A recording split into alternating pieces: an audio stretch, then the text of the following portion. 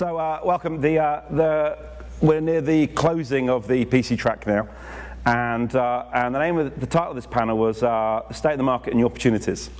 So I welcome to the stage Jason Robo. Jason's from Author Digital. He's co-founder and chief product officer of Author Digital, independent game developer in the Greater City area, and has been on game development since '94.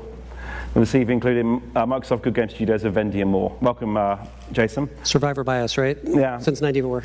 Dylan hasn't survived nearly as long. He's only got a decade in gaming, but experience range from game design analytics, co-working spaces, and now Ethereum, which we saw a minute ago. So my opening question to you is, what do you see as the biggest challenge facing PC developers right now? So if you want me to start, I think you hit on it in your earlier talk, and everybody in this room, right, is discoverability. You know, we all have developed our tools, we've developed our craft, we've solved so many different problems. I mean, one person can make an MMO these days, practically, right? We can make multiplayer games that involve millions of players, distribute it with a click of a button. We can distribute it to every customer on the planet almost, in every corner, in every time zone.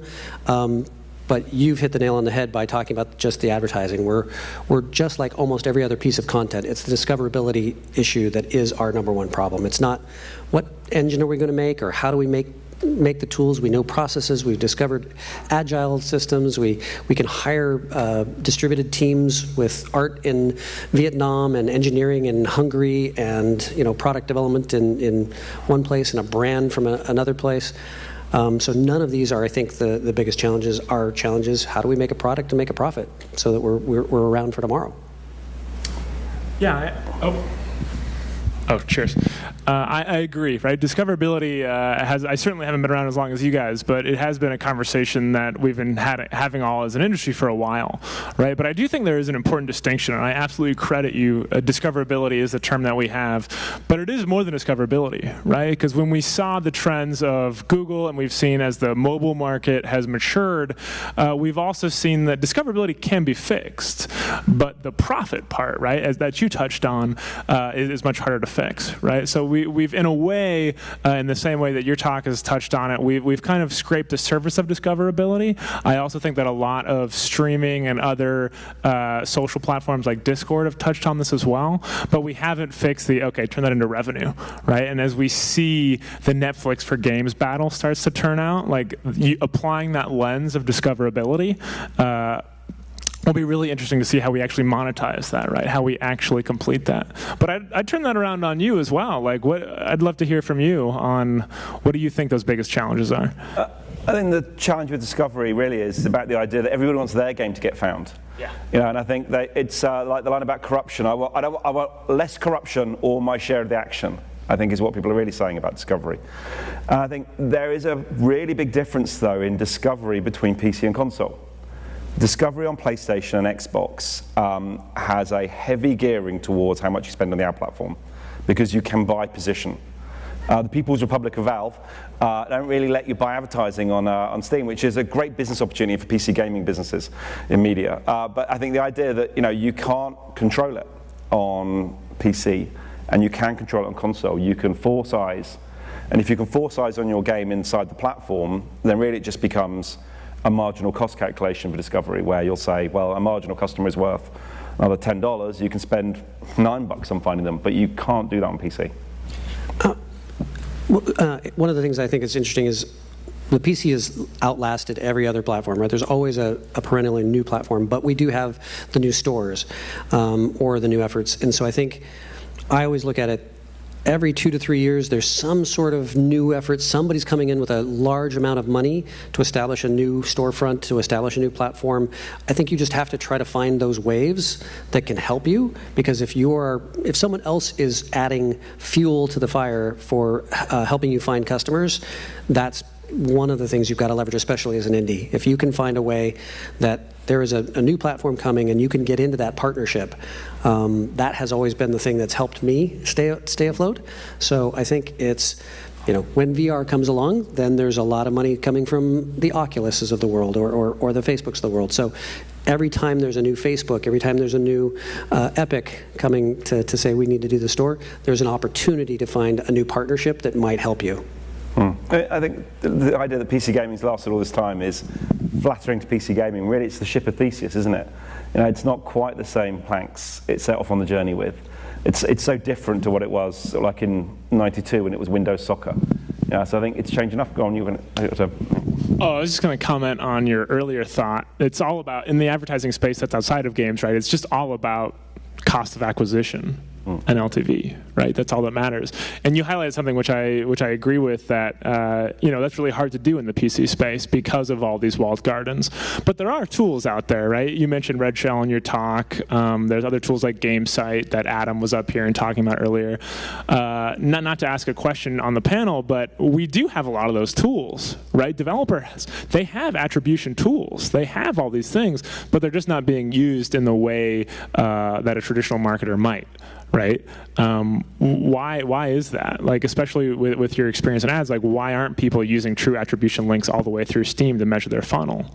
I think I can't speak for all developers. So I'll have a version, and I think what the other platforms have been better at is educating about the tools and supplying the tools. Microsoft's always been an ecosystem business, right? And I think it's been very used to how it works with lots of developers. And I think that some of the homespun qualities of Valve have got in the way of rolling out training programs for how to apply certain tools, and privacy concerns as well. Because Red Shell got eaten alive, didn't it? Because of privacy concerns. So I think, there's lots of tools out there, but I still think there's a long tail that it's not so easy to engage. If you're an app developer, you can buy signups super easily. There's 20 vendors here that will give you that exact path, and you can pour money in and it will come out, and it's very knowable. I think no one's been able to show that on PC adequately. I'm going to move on to my second question. I was going to ask about this sort of rise in subscription products. So there's more sort of like, if there's different ways of consuming content now in stores, and we're looking at the opportunity, do you think that the rise in subscription stores will change anything about how people define the games they make? Yeah, because the entire way that you're monetizing or trying to get something out there for free, and then you're using the downloadable content model for monetizing, or in-app purchasing, or using an advert gaming model. I mean, I've been involved since '94 on so many different types of monetization styles. I think that all-you-can-eat subscription changes how you're looking at whether I can support that product long-term, or whether I have to support that product long-term, whether I'm having to commit to a particular title or a SKU, short or longer term. I think it really changes how I think about making the product itself. May I ask, Jason, in the conversations you have about subscription stores, are people saying they're going to pay by the minute, or are they saying they'll pay you in advance? Or is it an advance against the minutes? Actually, you're getting every one of those, because all of them are trying to experiment. Nobody knows the answer yet, right? There isn't one model to point to. Everybody says the tagline, oh, it's Netflix for games. And that's like a shortcut to say, I'm trying to be in that space, and I want to be as successful as Netflix, but it's not an answer, because each one of them is really trying to experiment with a different way to get there. So I don't think there's one answer to that yet, because we can't break confidentiality, but let's just say we've talked to most of those folks, and you get a slightly different answer from everybody at this moment. So it's still a big experiment. And what would you like it to be? That's a big question. I think we would like to know that the investment has got a return right away. So if you're going in with a product, I think it's more when you're going to a Netflix and you're actually producing video straight content, you do know that you're getting your staff is going to be paid for. You're getting to know that your sunk costs are going to get an immediate some kind of return for it. So you know, cost plus X%. Then I know that I can take the bet, hire this extra person, make the quality better. So you want to know. I think the more that's known about your business model and how you're going to get paid for that content up front, the more you can make a better product long term. Right now we're all like, gosh, can I hire one more person? We know that it would be a better product if I added this, or added this much more content, or we had this much more content to monetize. So that known model up front does help me plan better. It helps me not crunch. It helps me aim for an appropriate deliverable. So we would like that model where we know up front it's 120% of our costs. Or de-risking sort of more important at this stage than upside. That's right. So the more, where is that point where the risk has lowered instead of the entire way, right? Right now, what we're saying is, hey, if you launch on Steam, I'm risked all the way through. There's never a point where I'm safe.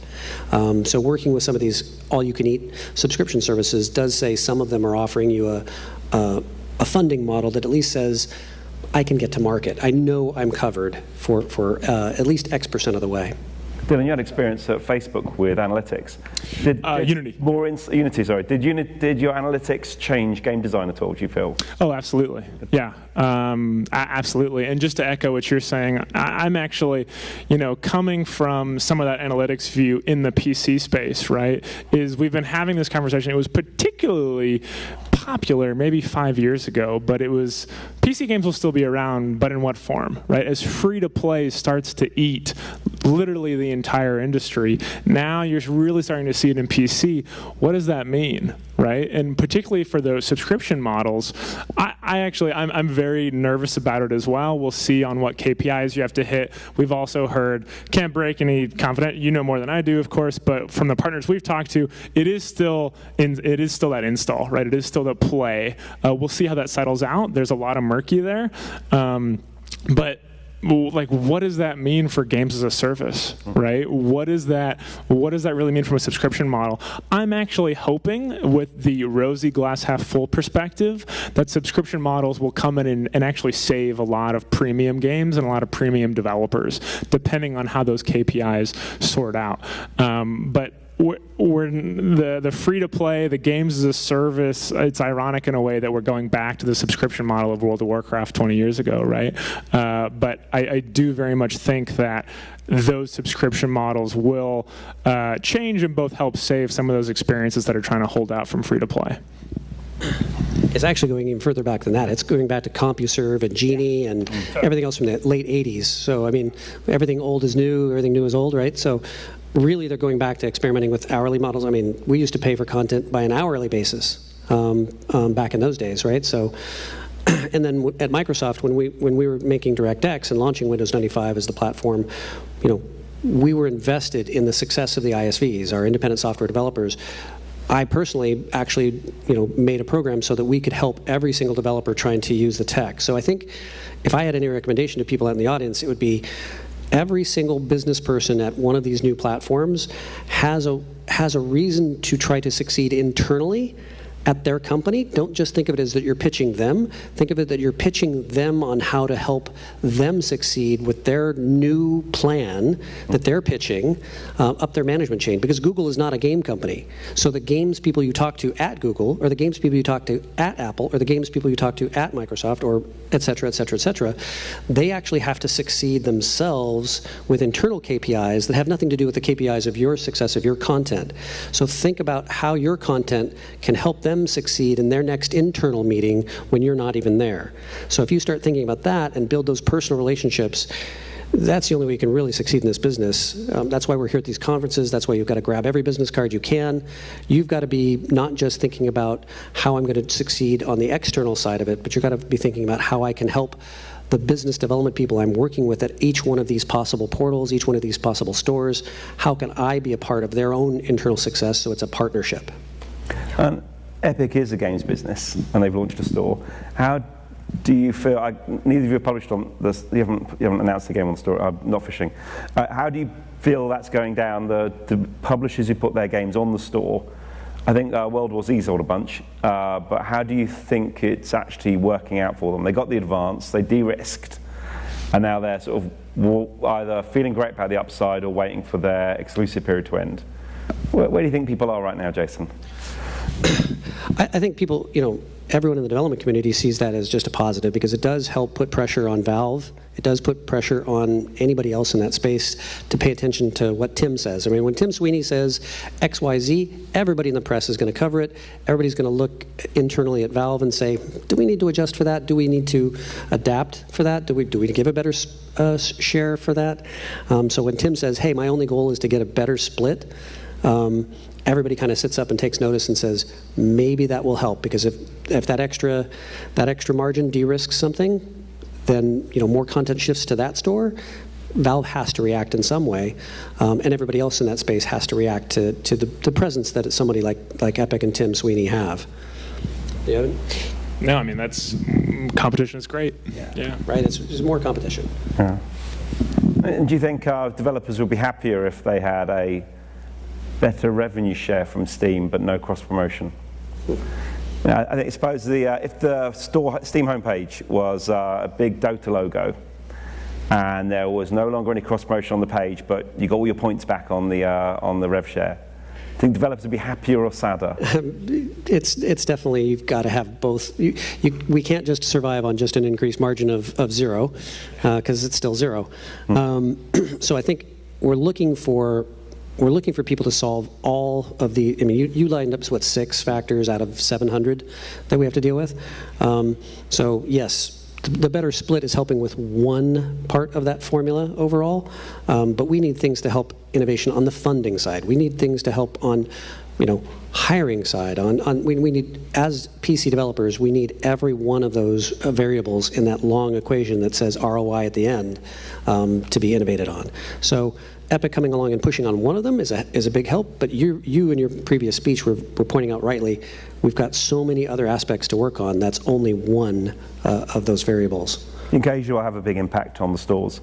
I showed the 10-cent Wii game logo, and I wonder, has anybody in the room had any calls from Wii game about your advances you're going to get, or the great deals they're going to do for you? Have you heard anything about that, Jason? Or can you...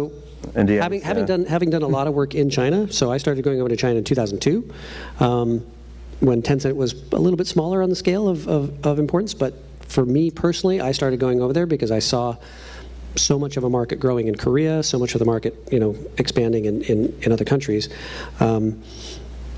What is happening in each, in Japan or in South Korea or in China? The barriers of experimentation have lowered so much that the instant something starts to work there, we know about it in a day or two, and vice versa. So it's a lot more of a global impact, so you have to pay attention to what they're doing in China, because some of that will flow immediately back over here much more rapidly than we ever expected before. Can you give an example of a dynamic that's affected Western markets? Well, I have a longer plane of history to think about, so I think more about like when I first started going to South Korea back in, say, 98 or 99. Lineage. Yeah, well, and going into a shopping mall and seeing the real first esports happening inside the COEX shopping mall in Seoul, right? There were 15-year-old teenage girls watching StarCraft being played in the shopping mall and cheering at the right points of time when something significant had happened in the balance of play between two teams that you really have to play deeply to understand, yet they were watching it and understanding it not as players but as viewers. So that type of thing that's really rapidly adopted over in Asia, esports, migrated here pretty quickly. And so I think as a developer, you can't just pay attention to your own market anymore. You must pay attention to what's going on in other markets and the trends that are happening there and how quickly they will flow here. So I think it's the same problem we had. We called it the big list of games problem back at Zone.com for Microsoft. We had the gaming portal, and we had casual games. We had like chess and checkers. We had retail matchmaking games for Rainbow Six. We had MMORPGs like Asheron's Call and Fighter Ace. And we had this giant problem we called a big list of games problem.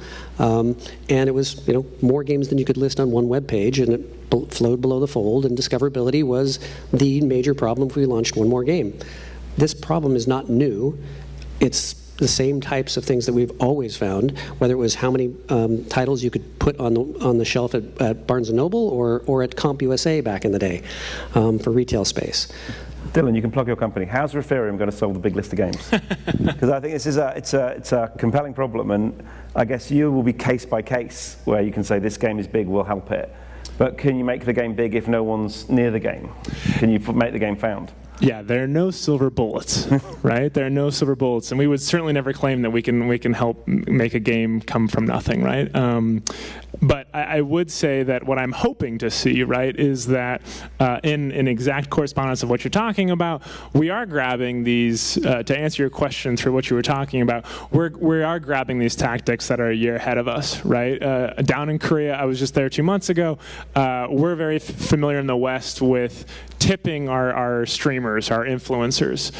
In Korea, influencers tip their fans, right? Yeah. I don't know, just got a couple of eyebrows raised, right? But we're starting to see these trends that is starting to reverse some of those powers of play, or starting to at least respect these people, as I was talking about earlier. And so I do think, no company plug is needed, but at Referring, we're all about people and rewards and trying to engage game communities with those rewards. So I am hoping that, just like Tom Francis in your reference, and a lot of indies have said, the only thing I care about is my email list, right? Because that's the thing that I own. I can always go back to that. I can always get back to that community. Really growing that instead of, I think we're forced to, also as you were saying, as developers now, PC developers are forced to be growing their community, holding on to that, owning their data, owning their fans, all that good stuff is the trend where people are just kind of forced to go right now. I think that's what we have to do. It's sort of dealing with the death of the reacharound, where you'd all get something back for what you put into game discovery. And I think that kind of is all gone now, because everybody wants to protect their own audience. No one really wants to be part of an MMO hub with other MMOs in it. No one, and I think that the idea that for Call of Duty to not help Steam recruit players anymore and not have other games referred, I can see why they feel that way and why they want to invest in Battle.net. Let's talk about Bethesda for a second with Fallout 76, if you followed that story. So Bethesda decided on Beth.net to launch a sort of fairly big IP on their own store. And I think all their calculations about how little it could perform versus being on Steam, where they can own all the DLC and own the customer, versus the true horror of trying to run the storefront and trying to do all the discovery themselves. Do you think that people will gravitate back towards the bigger stores rather than trying to own a customer? I look at examples like Microsoft and the Windows Game Store, right? What a complete disaster. Who should have a built-in audience but Microsoft, who owns the PC platform, my former company, caveats aside.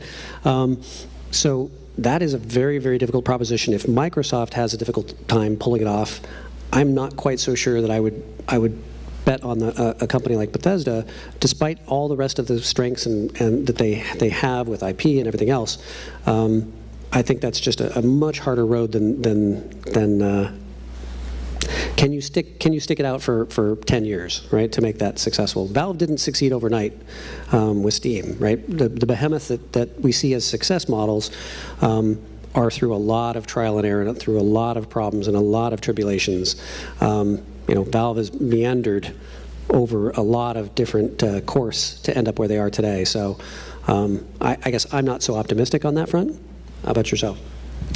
Do you think, just in a direct response to that, do you think, because it is incredibly difficult, do you think any other stores have a good chance? Do you think newcomers, new folks to there? It goes back to KPIs, defining what your success is. So Microsoft invests in doing a store. They need to see an ROI that's, in the hundreds of billions of dollars, right, over the long run. So can you succeed with the community that you build on a certain scale? PC developers, one of the other advantages is that we can be fairly small. You can have a three-man shop be successful. Realm of the Mad God was a pretty good example of a success, I would say, on the PC, where you could own a community, you could succeed, you could have a certain scale. So it really just depends on the scale, I think, of success. If you're going to build up your team to have a 5-person team, that's a very different set of success metrics than if you're a Bethesda with X number of hundreds of people that you have to feed and support over multiple years. So the scale of success is dramatically different for that ROI to make success. And Epic had a game store for 3 or 4 years before Fortnite. You could buy other games in an Epic launcher, and what they really needed was to have the world's biggest game in it to give it a proper chance. And the conversations at Epic seem to shift towards launching a store after Fortnite more vigorously than before. So I think, yeah. Once we have the success, what do we do with it? Yeah. Right? Rather than, oh, let's build that so that we have the store. That was okay. We've got all these customers and players here. Now what do we do with it? Oh, let's try this. It was interesting that you chose Realm of the Mad Dog as an example, because that I think started off as a Flash web game, right? Origin per se, but yes. Yeah, interesting. Very humble and community. But I think one of the things I think most developers in general neglect is community in the beginning, right? If you look at almost every hiring plan or talk to any development company, community comes somewhere after launch or maybe a week or two before launch, and really community has to be day one at this point. It is, how are you going to succeed? You're going to succeed only if you capture a community, monetize that community, and retain that community. And how are you doing that if you don't have anybody who has that as job number one on their hat that they're wearing? So as we look at this to me says, community, which used to be an afterthought, has to be the first thing you think of rather than the last. All right, so our closing remark then. So we're in Seattle, the home of Valve, of course. If you could ask Valve for one thing, one wish, referrum integration, obviously. If you'd ask Valve for one thing, that's your closing remark, what would it be? That they promote my game for 52 weeks straight. Yeah, great. Well, more discovery. Yeah. I think this ties into what you were talking about earlier, is we need, as an industry, we need to level up. And we have passion. We've all made games here. Marketing isn't necessarily always the passion. That's a different, longer conversation. But the reality is developers are making incredible games. They're making art. And gosh, I wish that Valve would make that a little bit easier for these developers. Things like attribution. We can do that in a GDPR way. We can do that in a way that helps gamers, right? We can do that in a way where streamers are getting rewarded, gamers are getting rewarded. We can do that. It only takes a flip of a switch and a lot of legal paperwork, right? But that, I think, and then how easy would that dashboard be to just start helping developers out, I think, would be my one wish if I had to make one. Attribution. Attribution, yeah. Yeah, and on a serious note, just get me more data, right? I mean, there's only so much data Valve provides now. Whatever it is, multiply it by 100%. 200%, 500%, get me more. I mean, I'll figure out what to do with it. Just get me more data that you have. They already do have it. Get me access to it. I'm a database guy. Give it to me. Very good. All right. Thank you very much. Thank you. Jason and Dylan. And you'll finish off now. Great. Thank you.